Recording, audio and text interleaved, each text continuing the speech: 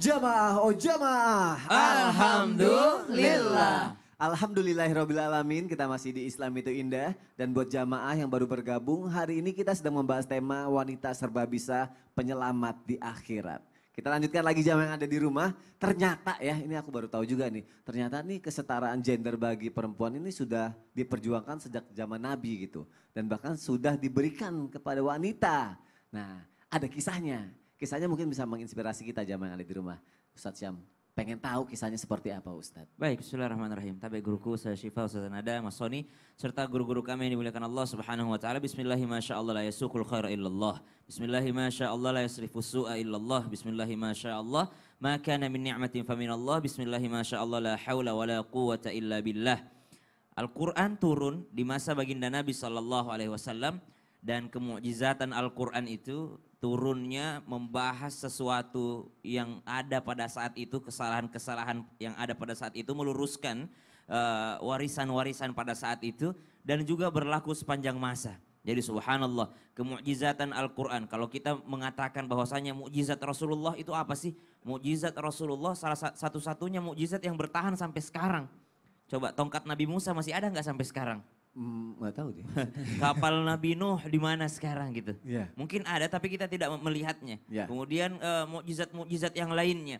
Tapi Al-Quran, mukjizat Rasulullah Sallallahu Alaihi Wasallam yang diberikan oleh Allah Subhanahu Wa Taala berlaku dari dulu sampai sekarang. Subhanallah. Bahkan banyak bercerita tentang kejadian-kejadian masa lalu dan kejadian-kejadian yang akan datang setelah kita kematian nanti. Maka subhanallah, salah satu yang ditegur dalam Al-Quran dengan mengatakan ba'da naqul a'udzu billahi minasyaitonir rajim.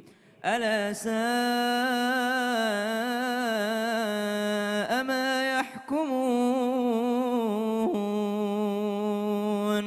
Salah satu yang dikritisi oleh Al-Quran adalah kebiasaan orang-orang jahiliyah, perlakuan mereka terhadap wanita. Bagaimana mereka merendahkan, meremehkan dan tidak memuliakan seorang wanita. Maka Allah katakan ala sa'a ma yahkumun. Begitu buruknya hukum yang mereka tetapkan, maka Allah menghapuskan itu semua. Datanglah ayat yang menyetarakan al-khasyi'ina wal khasyi'at wal mutasaddiqina wal mutasaddiqat was shaimina was shaimat. Di mana Allah menyebutkan bukan hanya beriman laki-laki tapi beriman perempuan disebut juga. Yang berpuasa laki-laki tapi berpuasa perempuan juga disebutkan. Maka subhanallah, luar biasa ayat-ayat Allah Subhanahu wa taala dalam hal memuliakan seorang wanita. Kalau dikatakan bagaimana sih Rasulullah SAW perlakuannya terhadap wanita pada saat itu? Nabi SAW mengingatkan istausu bin nisa'i khaira. Perhatikan kebaikanmu terhadap seorang wanita. Berhati-hatilah, haknya wanita tunaikanlah. Ada seorang wanita datang kepada baginda Nabi SAW dalam meminta haknya. Rasulullah memberikan sambil tersenyum. Tidak ada Rasulullah mengatakan, udahlah jatah wanita emang segitu. Enggak ada. Ya. Nabi sambil tersenyum. Bahkan banyak wanita yang terlibat dalam peperangan gitu ya. Banyak wanita yang terlibat dalam peperangan pada masa baginda Nabi SAW. Termasuk diantaranya Ummu Sulaim. Ummu Sulaim terlibat dalam peperangan bersama dengan baginda Nabi SAW. Dalam hal perawatan, pengobatan gitu. Jadi wanita datang kepada Nabi ingin ikut berjihad. Nabi juga kadang-kadang mengizinkan. Lalu Ummu Sulaim mengambil pedangnya, ya diberikan senjata oleh baginda Nabi SAW atau bahkan dia membawanya sendiri. Lalu ada Abu Talha mengatakan, untuk apa ya Rasulullah wanita pegang pedang seperti itu? Dia kan bagian pengobatan doang. Maka berkata Ummu Sulaim, ya saya ini bersiap-siap. Siapa tahu ada datang musuh mendekat kepada saya sobek perutnya, saya robek perutnya, saya bisa mempertahankan diri. Ya. Maka Nabi SAW tersenyum mendengar alasannya tadi. Nabi tidak mengatakan, wanita di dapur aja udah. Kalau bagian medis aja nggak usah angkat senjata. Tidak. Tapi Nabi SAW mendengarkan alasan mereka. Tidak begitu langsung mematahkan alasan seorang wanita. Tidak. Maka Nabi SAW adalah seorang yang sangat memuliakan kesetaraan. Maksudnya kesetaraan di sini memang tidak bisa setara secara fikih. Fikih tidak bisa.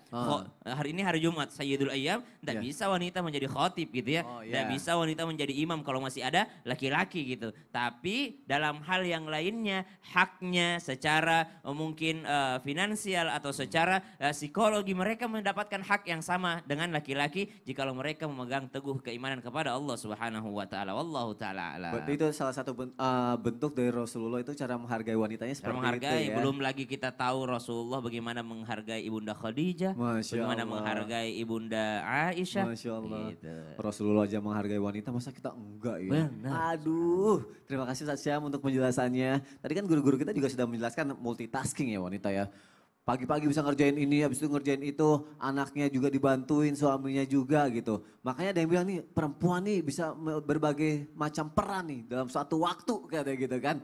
Peran apa aja? Apakah masalah rumah tangga aja atau hal-hal lain ya? Aku mau nanya sama Ustazah Nada nih. Ustazah Nada mohon penjelasannya dong Ustazah. Iya baik, terima kasih Mas Tony, Ustazah Syifa izin dan Ustaz Syam. Bismillahirrahmanirrahim, alhamdulillah wassalatu wassalamu ala rasulillah. Subhanaka la ilma lana illa ma'allamtana innaka antal alimul hakim. Rabbi syrah li sadri wa yassir li amri wahlul uqdatam min lisani yafqahu qawli. Sadaqallahul azim. Semua kita memahami ya bagaimana perannya seorang wanita. Di mana ketika seorang wanita di rumah itu bisa mengerjakan berbagai macam pekerjaan dalam satu waktu. Contoh, seorang istri misalnya, seorang ibu ketika dia baru melahirkan. Mau tidak mau dia harus menggendong anak yang sedang nangis misalnya. Kemudian dengan waktu yang bersamaan bahkan dia bisa menggerakkan tangannya untuk menghubungi atau baca WhatsApp dan lain sebagainya. Atau bahkan ketika seseorang ibu rumah tangga lagi ngurusin anak, di mana mungkin lagi suapin anak, bisa juga sambil bebenah di dapur. Dan lebih istimewanya lagi ketika seorang wanita yang mungkin memiliki profesi di luar rumah, tentunya tidak ada batasan. Ketika seseorang memiliki profesi di luar rumah, silakan saja.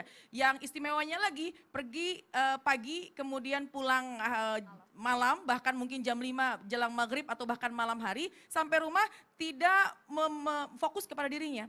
Tapi fokus kepada bagaimana pekerjaan-pekerjaan rumah tangganya. Apa yang dilakukan? Pakaian seragam pekerjaannya belum ditinggalkan, belum dilepaskan. Tapi apa yang dilakukan? Beresin rumah, cuci piring, bahkan pagi-pagi sebelum berangkat bisa juga rendam baju cucian. Yeah. Nah ini Masya Allah, ini adalah sebuah keistimewaan. Dan dalam sebuah penelitian, memang dikatakan bahwasannya seorang wanita ini kenapa bisa melakukan berbagai macam pekerjaan dalam satu waktu atau multitasking, yaitu karena wanita ini memiliki refleks yang sangat cepat dibanding laki-laki. Kemudian juga memiliki daya ingat yang lebih cepat daripada laki-laki. Tapi bukan berarti laki-laki juga tidak memiliki daya ingat yang kuat. Ya. Maknanya dalam sebuah penelitian lebih dominan wanita. Artinya lebih tinggi tingkatan refleksnya wanita daripada laki-laki. Ini kan kadang-kadang kalau pulang kerja aja, mohon maaf ya Mas Sony, pulang kerja, Mas Sony kira-kira kalau pulang kerja apakah langsung pegang sapu? Enggak. Atau cuci piring? Oh, enggak dong. Pasti langsung mandi. Iya. Bersih-bersih. Kalau perempuan biasanya pulang dari kerjaannya yang dilakukan adalah mungkin berganti pakaian, belum tentu mikirin diri sendiri. Tapi langsung lihat dapurnya berantakan gak ya? Ngeliatin anaknya udah tidur belum ya? Kemudian langsung beres-beres semua pekerjaan rumah tangga, subhanallah. Jadi siapapun kita bersyukur kepada Allah bahwasannya kita terlahir seorang wanita. Dan tentu juga seorang pria juga memiliki banyak keunggulan. Tapi tentunya ketika seorang wanita yang memiliki peranan sangat penting atau dalam keluarga, dalam rumah tangga tentunya ya punya peranan double gitu ya. Insya Allah ini manfaatkanlah dengan sebaik-baiknya. Tadi sudah saya sampaikan di awal bahwasannya kerjakan itu semua dengan penuh keikhlasan, penuh kesabaran supaya kita ini yang kita lakukan ini akan bernilai pahala di hari akhirat. Jangan banyak mengeluh, tentu banyak bersyukur. Apa yang kita lakukan, apa yang kita miliki, kita manfaatkan dengan sebaik-baiknya. Tenaga yang kita miliki selagi lagi sehat, yuk kita kerjakan apapun itu. Yang paling penting adalah bermanfaat buat diri kita, buat keluarga kita. Insya Allah itu semua akan menjadi bekal untuk pulang ke negeri akhirat. Amin ya rabbal alamin. Amin ya rabbal Masya Allah ya. alamin. Masya Allah. Terima kasih Ustazah Nada. Sama-sama, Masya Allah. Hebat ya seorang wanita ya. Mungkin kalau misalnya ada wanita yang belum seperti itu bisa dimulai dari sekarang. Makanya nih di sini kita belajar ya. Istri paling hebat di seluruh penjuru dunia itu adalah seorang wanita ya. Masya Allah. Iya. Iya benar ya. Masya Allah. Suami paling hebat di seluruh penjuru dunia laki-laki. Kenapa? Ya karena dia laki-laki suami. Gue dari tadi mikir nih Iya. orang. Maksudnya? Buat yang ngerti aja. Berapa tahun sih di Islam itu Indah? Udah lama, gak lucu-lucu ya. Langsung kita apa ya? Oh Gak iya. ngerti ya, nanti aku jelasin. Baik jamaah, daripada bingung aku mau ngebacain pertanyaan yang udah masuk ke media sosial Islam itu Indah. Yuk kita masuk ke segmen Tanya Dong Ustaz. Kami semua Tanya dong, Ustaz. Biasanya ada yang suaranya tinggi banget nih. Ada. Tapi nggak ada. Tapi dari rumah suaranya tinggi banget pasti. Pasti Ustaz Maulana nonton nih. Sampai sekarang, sampai di sini ya? Suaranya sampai di sini. Sampai kedengeran. sini. Baik jamaah. Ustadz Syam, tadi kan Siap. kita udah siapin nih ya. Nih Ada udah terhubung pertanyaan yang nih. masuk tuh. Pertanyaannya bagus-bagus. jamaah Sambungin yang dulu ada di dong. rumah. Oh udah tersambung tuh. Udah tersambung ya. Bismillahirrahmanirrahim. Nih kita buka postingan Islam itu indah. Wanita serba bisa penyelamat di akhirat. Istri terbaik adalah seorang wanita. Ya iyalah. Nah Oh, itu dia. wanita. Oh, gitu. Akhirnya paham ya. Baiklah saja. Pertanyaan pertama dari Rima Oktavriani. Masya Allah udah banyak banget yang nanya. Mau ikutan semoga dijawab karena nonton tiap pagi sambil masak. Bismillah, Assalamualaikum Ustadz, Ustazah izin bertanya. Bagaimana jika seorang istri sibuk membantu suami untuk mengcover segala kebutuhan sampai-sampai tugas sebagai ibu tidak terlaksana dengan baik. Anak-anak kurang terarah dari segi agama ataupun pendidikannya. Saya sedih dan khawatir karena anak laki-laki dan calon pemimpin. Apakah suami juga ikut bertanggung jawab jika mereka nanti tidak berakhlak baik? Saya merasa jadi ibu yang gagal. Mohon solusi dan arahannya Ustadz. Jazakumullah khairan. Baik akan dijawab melalui tausiah oleh guru kita Ustazah Syifa. Silakan Terima kasih Ustazah. Mas Wani, Ustazah Nada, Ustadz Syam. Bismillahirrahmanirrahim. Para jamaah Islam itu indah yang dimuliakan oleh Allah Subhanahu wa taala. Terkait pendidikan anak. Pendidikan anak ini menjadi kewajiban dari orang tuanya, bukan hanya ibu tapi juga ayah. Keduanya harus saling bersinergi. Ayah punya peran penting dalam pendidikan, ibu juga punya peran penting dalam pendidikan. Tapi memang al-ummu madrasatul ula. Idza a'adattaha a'dadat sya'ban thayyibal a'raq. Ibu itu sekolah pertama buat anak-anaknya, pendidik pertama. Kalau ibunya tidak bisa menjadi guru terbaik buat anaknya, bagaimana anaknya akan tumbuh menjadi generasi emas nantinya? Jadi mau sekolah semahal apapun, gurunya sehebat apapun, tapi kalau tidak ada guru pertama di rumahnya, yaitu seorang ibu, maka ini bisa menjadi hal yang harus kita pikirkan lebih dalam lagi. Ternyata ibu ini perannya penting sekali. Ibu kalau dia akhlaknya baik, dia bisa mendidik yang baik kepada anak-anaknya, maka anaknya pun bisa jadi orang baik. Berbeda, ada yang ayahnya tidak baik, tapi ibunya baik, insya Allah anaknya jadi baik. Siapa contohnya? Nabi Ibrahim. Nabi Ibrahim, ayahnya Azar, pemahat patung. Tapi ibunya orang yang baik, berakhlak baik, maka anaknya jadi orang baik. Tapi ada yang suaminya baik, istrinya tidak baik. Siapa contohnya? Nabi Nuh. Beliau orang solih, nabi, baik. Tapi istrinya durhaka. Maka anaknya Kan'an tidak mau naik ke perahu Nabi Nuh. Kenapa? Dia lebih mendengarkan kata ibunya yang tidak baik dibanding ayahnya yang solih. Inilah pentingnya pemahaman kesadaran kepada kita. Buat para perempuan semua, ibu-ibu yang ada di luar sana. Ternyata perempuan itu menentukan baik dan tidaknya akhlak seorang anak. Makanya ada 3 skill yang harus ibu-ibu punya. Wah, apa Walaupun tuh? laki-laki nggak harus, tapi perempuan harus Perempuan punya 3 harus skill nih ya. ini. Pertama adalah memasak. Perempuan harus bisa masak. Kenapa? Pertama kalau kita pintar masak, laki itu nggak bakal cari makanan di luar rumah. Iya. Selalu kangen sama masakan istri. Betul. Udah lebih enak makanan istri katanya. Makan di luar walaupun seenak apapun rasanya beda kalau istri dibuatnya dengan cinta gitu ya. Jadi tidak enak apapun makanan istri dihargai. Karena buatnya cinta. pakai cinta, pakai ketulusan. Jadi perempuan kalau dia punya nilai plus skill memasak, ini bukan hanya bisa menarik perhatian suami, tapi bikin anak-anak kalau nanti sudah besar pun rindu sama masakan ibunya. Yang kedua apa? Harus punya bonding yang kuat, pintar memberi sentuhan. Bukan hanya kepada suami, tapi juga sama anak. Dikit-dikit kasih bonding, sentuhan, walaupun sesibuk apapun kita, sepadat apapun pekerjaan kita, jangan pernah meninggalkan sentuhan terbaik untuk anak-anak kita. Makanya kalau perempuan yang baik itu, dia nggak pernah lupa tadi kata Ustazah Nada bilang, sebelum berangkat masak dulu, nyiapin keperluan suami, keperluan anak dan lain sebagainya. Ini yang kedua. Dan yang ketiga, perempuan itu harus menjadi pendengar yang baik. Baik bagi suami maupun bagi seorang anak. Kalau anak punya keluhan di sekolahnya, punya keluhan terhadap pergaulannya, ibu harus bisa memberi solusi. Jadi pendidik ini adalah tanggung jawab seorang ibu. Walaupun ayah juga punya tanggung jawab. Anak bisa diurus oleh pembantu, makannya, pakai bajunya. Tapi dalam hal akhlak dan pendidikan tidak bisa diserahkan kepada pembantu, babysitter ataupun yang lainnya. Ibu tetap punya peran penting yang tidak bisa digantikan. Makanya dalam kitab Tangkihul Kaul disebutkan alimu auladakum wa ahsinu adabahum.